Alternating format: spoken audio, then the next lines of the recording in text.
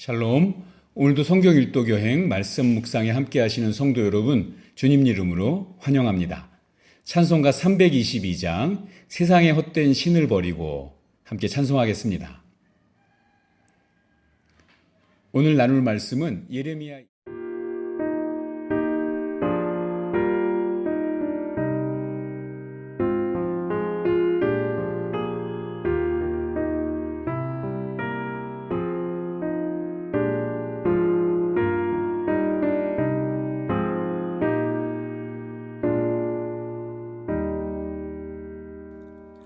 세상의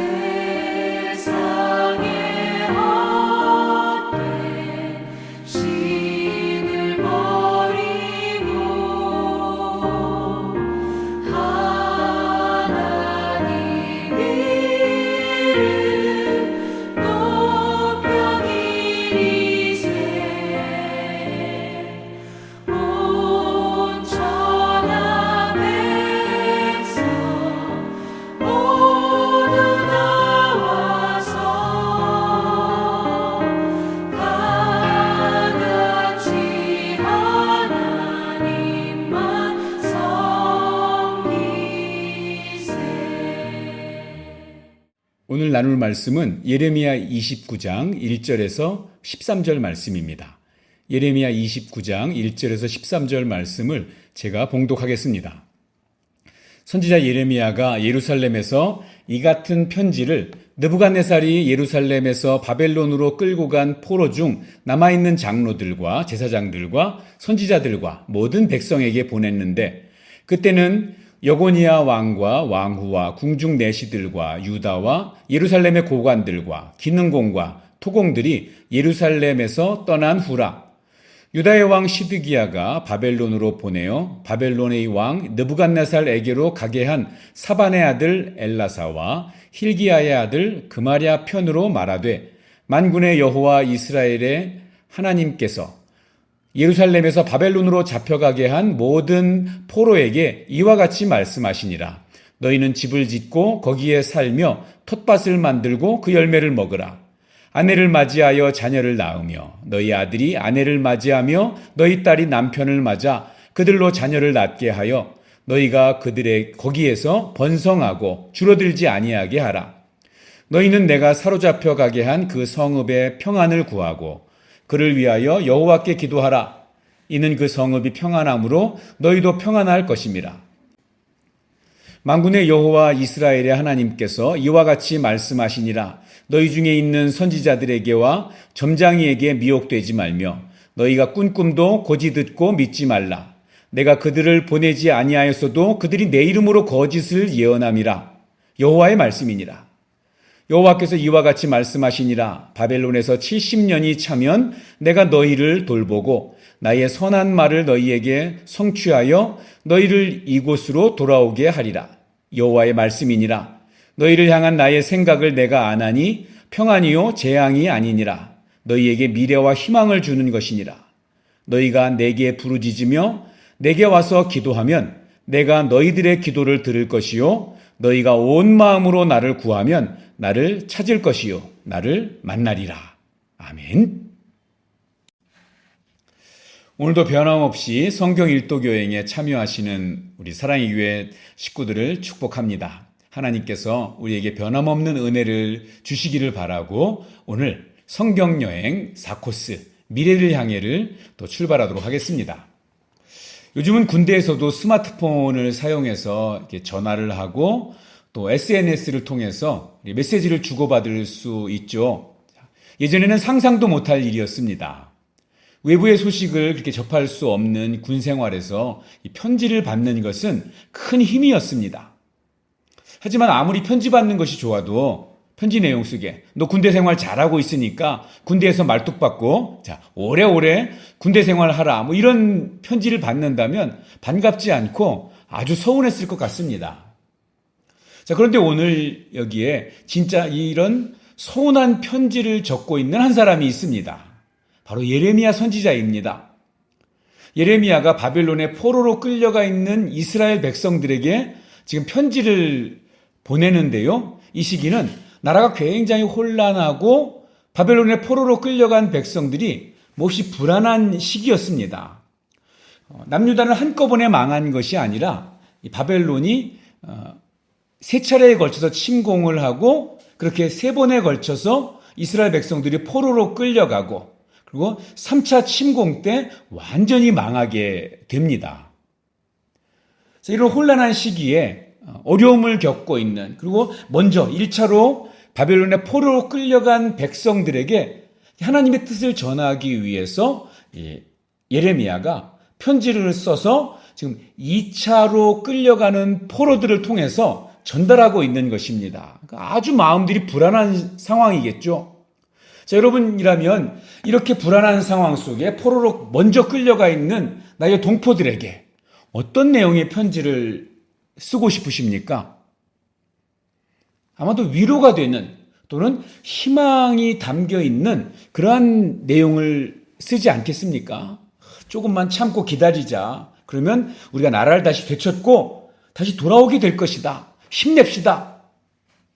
그런데 예레미야가 이 포로된 백성들에게 쓴 편지는 정말 서운하기 짝이 없는 그런 내용이었습니다. 편지의 핵심은 이렇습니다. 너희가 바벨론에 이렇게 포로로 끌려가서 있는데 그곳에 집 짓고 그곳에서 자리 잡고 그곳에서 아들들 며느리 맞이하고 딸의 사위를 맞이하면서 오래도록 살라는 것입니다. 군대에서 말뚝박을 하는 이야기보다 더 심한 말 아닙니까? 스스로 원해서 이민 간 것도 아니고 집과 고향을 한순간에 빼앗기고 생전 한 번도 듣도 보도 못한 그 먼 이방 땅으로 포로로 끌려간 동포들, 형제들입니다. 그들에게 따뜻한 위로의 한마디 전해주는 것이 그렇게 어려웠을까요? 그들은 그것을 간절히 기대하고 있었을 텐데 말입니다. 그러나 예레미야는 할 말을 해야 되는 사람이죠. 왜냐하면 더하지 말고 빼지 말고 하나님 말씀 전하는 하나님이 세우신 선지자였으니까요. 예레미야의 편지를 좀 더 살펴보면 더 충격적인 말을 하고 있는데 바벨론에 그렇게 자리 잡고 사는데 70년이 지나야 돌아오게 될 것이라고 말씀하고 있습니다. 그러면 70년이라고 하면 이건 결국 내 생애에는 고향에 못 돌아간다는 그런 의미 아닙니까? 평생 이방 땅에서 살다 죽으라는 거죠. 적어도 이 70년이면 세 세대에 걸쳐서 바벨론에 살아야 한다는 것입니다. 절망적인 내용의 편지입니다. 이건 정말 잔인한 형벌처럼 보입니다. 좀 지나치다는 생각 들지 않습니까? 하지만 이 예레미야의 편지 안에는 절망적인 것처럼 보이지만 희망의 메시지가 또한 포함되어 있습니다. 이제 유다는 다 끝난 것처럼 보입니다. 실제로 얼마 지나지 않으면 예루살렘 성은 완전히 점령되어서 백성들은 다 포로로 끌려가게 될 것이고 예루살렘 성전은 먼지처럼 무너지고 예루살렘 그 도시 자체가 아주 황폐하게 변하게 될 것입니다. 그러나 하나님은 이 남유다 백성들을 이렇게 철저하게 심판하시지만 또 동시에 한 번 택한 자기 백성을 절대로 버리지 아니하시는 것을 보여주십니다. 하나님께서 이 나라를 회복시킬 때까지 하나님 말씀하신 그때까지 기다리라는 것입니다. 그리고 굳건하게 그때까지 이 여호와 신앙을 지키면서 살면 70년이 지나서 반드시 고국으로 돌아오게 될 것을 약속해 주시는 거죠. 11절 말씀을 다시 한번 읽어보고 싶습니다. 여호와의 말씀이니라 너희를 향한 나의 생각을 내가 아나니 평안이요 재앙이 아니니라 너희에게 미래와 희망을 주는 것이니라. 하나님께서 분명하게 말씀하시죠. 지금은 재앙처럼 보인다. 지금은 절망스러운 상황에 빠진 것처럼 보일 수 있지만 하나님의 목적은 이스라엘에게 재앙을 주고 징계를 내리는 것이 아니라 그것을 넘어서 최종적으로는 이스라엘에게 평안을 주고 번영을 주고 미래와 희망을 주려는 이유에서라고 말씀하십니다. 이 하나님의 말씀 속에는요, 중요한 시대적인 배경이 담겨 있습니다. 사실 남유다가 망하게 된 것은 물론 표면적으로는 그들의 죄악과 회개하지 않았기 때문이죠. 그러나 동시에 하나님의 사랑이기도 한 것은 당시에 이 중근동 지방에 정말 걷잡을 수 없도록 빠르게 변화하는 국제 정세도 있습니다. 남쪽에는 전통적인 강자 애굽이 다시 일어서고 있었고요. 북쪽에는 역사상 가장 잔혹한 제국인 이 초강대국 아수르가 자리 잡고 있습니다. 그런데 또 저 멀리에 바벨론이 신흥 강자로 부상하고 있습니다.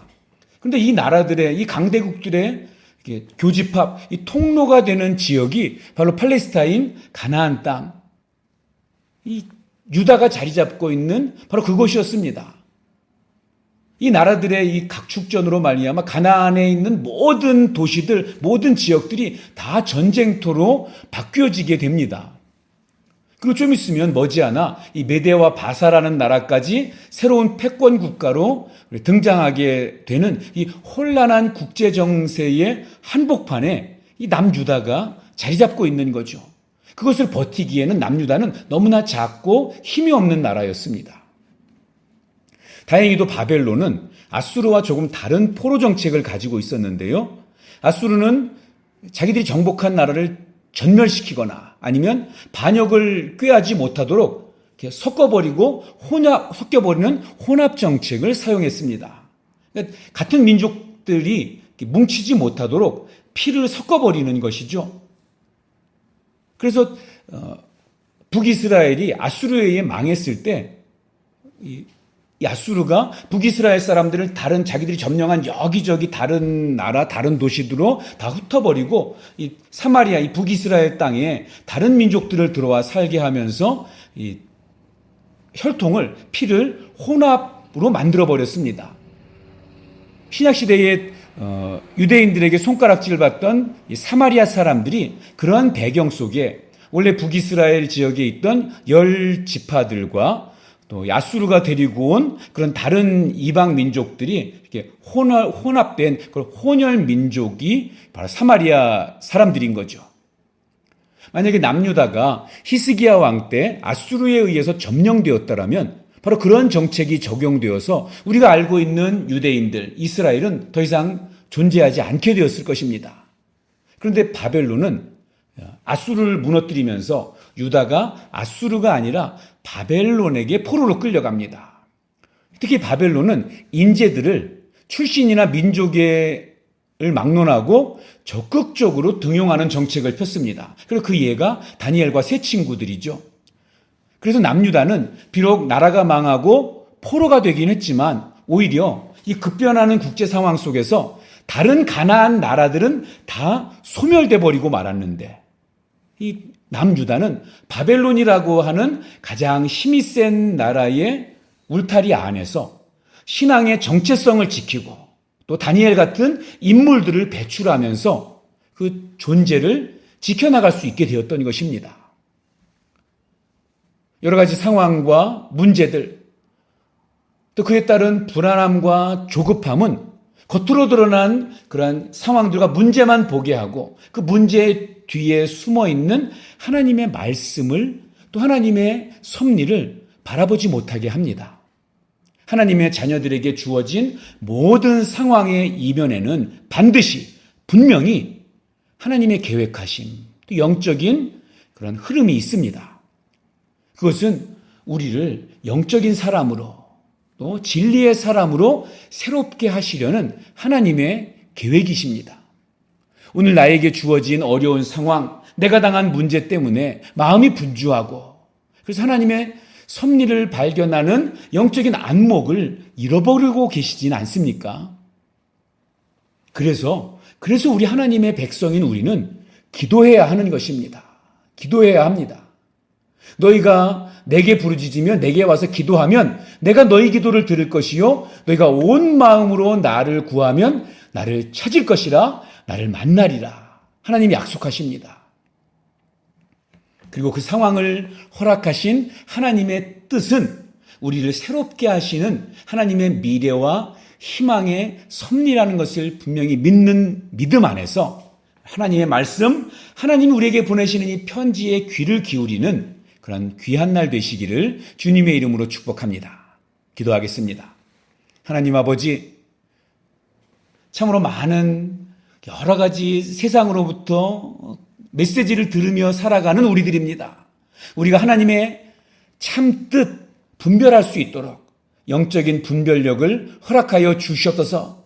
내 귀에 듣기 좋은 메시지, 듣기 좋은 말이 아니라 우리 주님께서 내게 보내주시고 나에게 허락하시는 그 말씀 따라서 영원한 생명의 길 걸어갈 수 있도록 주님 인도하여 주시옵소서. 오늘 우리에게 허락하시는 모든 상황 속에서 그 속에 숨어있는 참된 하나님의 섭리를 발견하는 영적 안목을 갖게 하여 주시옵소서. 때때로 그것이 고난일지라도 주님의 뜻이 이루어지기를 기도하며 인내하는 참된 믿음 우리 심령에 부어 주시옵소서. 예수님의 이름으로 기도하옵나이다. 아멘. 오늘 읽으실 말씀 예레미야 29장에서 32장까지입니다. 오늘도 말씀을 통한 하나님의 은혜가 우리 성도님들과 함께하기를 축복합니다.